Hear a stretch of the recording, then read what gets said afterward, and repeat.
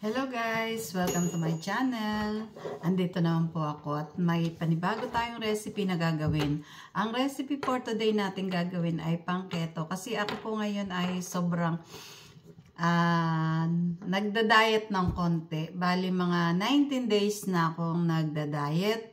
Tapos, ang gamit kong diet ay yung keto. Hindi ako nag-exercise kasi may trabaho naman ako. Kasi mapapansin nyo sa mga video ko, di ba? Ang laki-laki talaga ng tiyan ko, ganyan. Ganyan na ganyan talaga yung tiyan ko. Pero ngayon, ilan ba? 19 days. 19 days, bumaba na ako ng 4 kilos kasi dati akong 59. Ang height ko, 5 lang, kaya parang ang pandak-pandak ko talagang tingnan, tapos ang taba talaga, laki, nangunguna kasi lagi sa akin yung tiyan. Kumbaga, at saka medyo tumataas yung aking blood pressure, kaya nagtry ako mag-keto. Effective naman talaga siya. Kaya ngayon ang lulutuin natin ay pang-keto. O, bumaba na ako ng 4 kilos sa 19 days. Ayan, makikita nyo na hindi na ganun kalaki yung aking tiyan. Ayan. Nagagawa ko na rin intermittent fasting. Hindi na ako nahihilo, hindi na ako nanghihina kasi iniwasan ko talaga yung sugar. Lahat ng sugar, yung mga carbo, high carbo, hindi ko na talaga siya ini-intake. Bali talagang protein lang muna at saka more water. Talaga iniwasan ko siya. Bali kahapon pa ako kumain ng alas 5. Ngayon ay 10 o'clock na. Bali 17 hours na akong hindi kumakain. Pero hindi pa ako nagugutom kasi nga kaya ko na mag-fasting kasi niwasan ko muna yung carbo. Yung mga carbo na mga high carbo, low carb na ako ngayon. So pagkagising ko, uminom ako ng tubig, nagtimpla ako ng black coffee, tapos wala siyang sugar, walang milk, bawal yung milk, bawal yung ano. So mga magtatanong, pwede ko naman sagutin ko ano yung ginawa ko. Ang sarap sa pakiramdam na wala nang laman yung tiyan mo, yung hindi na masyadong mataba. Ang bilis pagka isrekto ka sa lahat ng kinakain mo. So ngayon ang lulutuin ko ay ito. 61 years old na po ako, kaya medyo kailangan ko na talagang mag-diet kasi pag mataba ka, ang dami mong mararamdaman. So sasakit yung tuhod mo. Pero hindi ko pa naranasan yun. 61 years old na ako. Hindi ko pa nararanasan sumakit yung tuhod ko. Pero pag bumigat pa ako ng sobrang bigat, baka doon na mag-uumpisa kasi ang sabi ng doktor, pag hindi kaya ng mga binti mo, ang iyong katawan, doon mag-uumpisa sumakit yung iyong tuhod. So ito yung gamit ko. Ngayon, gagamit ako ng shirataki noodles. Kasi usually ang kinakain ko, sinigang, puro karne, mga ganyan. Sa susunod, papakita ko rin sa inyo kung paano yung mga ginamit ko na pagkain. So, mag-uumpisa muna tayo dito. Basta, wag muna nating bibiglayin yung katawan natin. Mag-aalis lang tayo ng pakunti-kunting sugar. Kung hindi nyo kaya na wala kayong rice, halimbawa kumakain kayo ng rice na 2 cup, gawin yung 1 cup lang muna. Kung kumakain kayo ng 3 days, sa susunod gawin yung 2 days na lang. Hanggang unti-unting maramdaman nyo na na-adapt nyo na yung low carb. So, huwag nyo bibiglayin kasi sasakit yung ulo nyo. So, ito yung gagawin muna natin.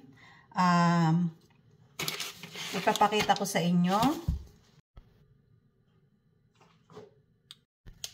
So, ang gagawin natin, ating hugasan muna yung ating shirataki noodles.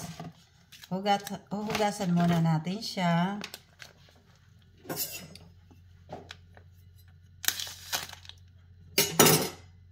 So, ito ay pwedeng medyo may sabaw at pwede rin siyang ganito na lang na gagawin yung salad noodles.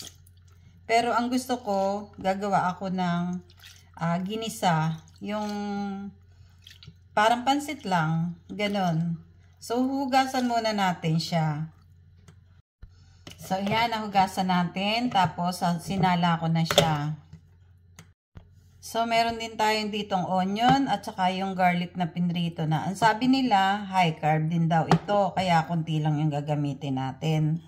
Kasi, hindi naman masarap na wala kang onion at saka ganito. Kaya, ang tawag dito, dirty diet. So, kailangan din natin ng maraming vegetable. Pero, hindi tayo pwedeng gumamit ng carrots. Kasi, may starch yun. Tsaka yung potato. Hindi natin dapat potato, sweet potato, o yung mga ube. Basta yung mga pwedeng maging parang harina. Hindi natin siya pwede. Ang kailangan lang natin ay yung coconut flour o kaya yung almond flour. Yan yung mga ginagamit ko pag gumagawa ako ng cake na pang keto. Kumbaga pag sanay ka talaga sa may sweet, mahirap, pero kailangan natin kayanin. Pero bandang huli, masasarapan ka na rin kasi wala nang iba eh. Pero okay siya. Effective na effective po siya. So, itong katawan ng broccoli, ginagamit ko yan. Babalatan mo lang para hindi siya matigas. So, yan. Panipisin lang natin dahil hindi soup yung gagawin natin. Ginisa siya, kaya kailangan maliliit lang yung ating hiwa para madali siyang maluto. Yan. Basta lahat ng mga green, masarap yan para sa keto. So, ganun din ang gagawin natin sa ating cauliflower.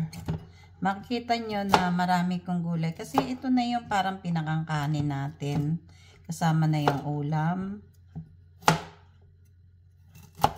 Yan.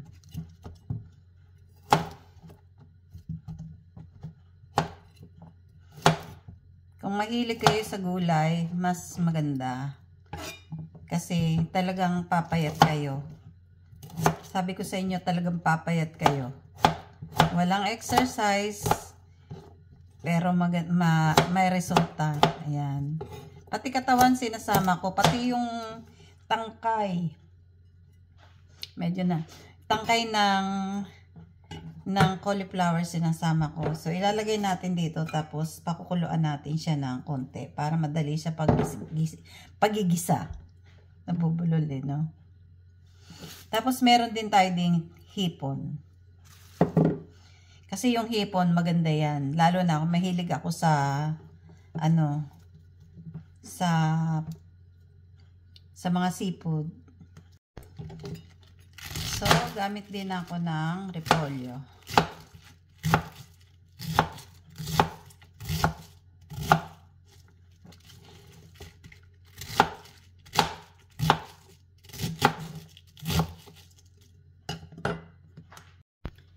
So, ngayon, papakuluan na natin. Nilagyan ko lang muna siya ng salt. Sa mga nagtatanong pala kung saan ko nabibili yung shirataki, kung nandito kayo sa Sweden, sa Willys lang po siya nabibili. Tapos, ang pinaka-sugar ko ay stevia, kasi hindi ako makainom ng coffee na walang kaunting tamis. O kaya yung Nix. Kasi sa stevia, parang mas gusto ko yung lasa ng Nix. Nix na sugar. So, yun, para sa low carb po yun. So, ngayon mag-umpisa na tayo mag-isa. Ito, nalaga ko na lahat ng ating vegetable na medyo matitigas. Pero doon sa ating repolyo. So, magigisa na tayo ng sibuyas. So, sa pagigisa ko, ang gamit ko naman ay olive oil. Hindi tayo pwedeng gumamit ng mga basta lang na oil. Kailangan coconut oil o kaya yung ganito, olive oil, o kaya yung lard. Yung lard po, yung taba ng baboy. Kasi kailangan natin yung maraming taba sa katawan. Kasi kailangan natin protein. Low carb, tapos protein lahat yung kakainin natin. Kahit kumain ka ng, huwag kang matakot na kumain ng taba. Taba ng baboy, hindi po nakakatakot. Mga taba ng baka, okay lang yun. Pero wag naman po sobrang dami. Yung kumbaga, kakalkulahin mo din. Pwede kang kumain, pero hindi sobra-sobra. So, isunod na natin yung ating hipon. Kasi ito hindi pa luto. So, unahin natin ilagay yung ating hipon. Maraming hipon, maraming karne, maraming hipon, okay lang, nakainin.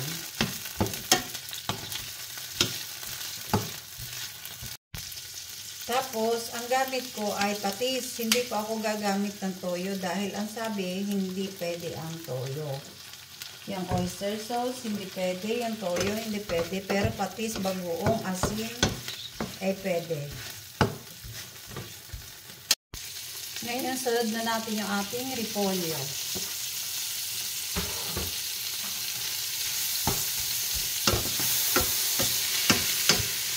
Ayan. Yan pa lang, masarap na. Diba? Makakain ka kahit walang kanin. Lagyan na rin natin ng paminta.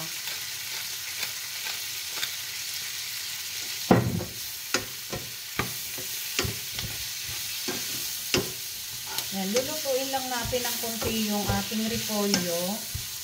Ilalagay na natin yung ating gulay. Yan. Lagay na rin natin yung ating gulay.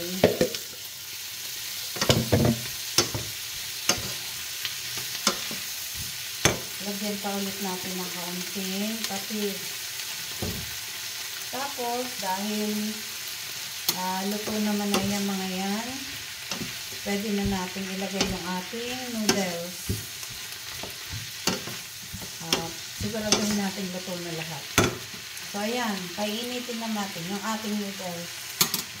Kasi yung noodles, luto na talaga yan. Kaya, konting gisa-gisa lang, ayos na. So, ito okay na. Painitin lang natin yung noodles. So, meron na tayong pansit. Uy! Laglag. Yan. Okay na siya. Luto na ang ating ginisang shirataki noodles. Ito yung ating pangketo ngayon. Diba? Sa ganyan, mabubusog ka na. Pero dalawang kain ko to. Yung palang ating garlic, ilalagay na natin. Hindi ko na ilagay. Yan. Luto na rin naman yung garlic natin. Masarap yan. So, yan. Luto na yung ating shirataki noodles na ginisa. Pwede po itong soup at pwede rin mag-salad kayo. Isahalo nyo sa salad. So, yan. Kakain na tayo. Kakainin ko lahat yung hipon. Tapos, magdadagdag na lang ako mamaya ng hipon. Ihahalabos na lang natin. Kasi, favorite ko po yung hipon. Kaya tamang-tama to sa aking diet. Ngayon po ay 61 years old na ako. Tapos, medyo bumaba na yung yung aking blood pressure, yung aking dugo. So, hindi na siya mataas. Isipin mo, in 19 days, ang daming nabago sa akin. So, tutuloy-tuloy ko po ito. Hanggat kaya ko. So, yan. So, ito yung servings ko. Parang marami, no? Hindi marami kasi yung hipon. Titikman natin, ha? Pakita ko sa inyo kung gaano kasarap to. Kung nandito kayo sa Sweden, sa Sweden, nasa bilis lang to. Naku, ang sarap. Ang sarap po. Hindi kayo magkikraving sa pansit. Ito ang gamitin nyo. Ang sarap. Napakasarap din. Para siyang sotanghon. Yung ganyan-ganyan yung lasa niya. So, para lagi po updated sa ating mga recipe, just follow and subscribe. Thank you for watching. At saka ngayon ay puro mga pangketo muna ang i-upload ko.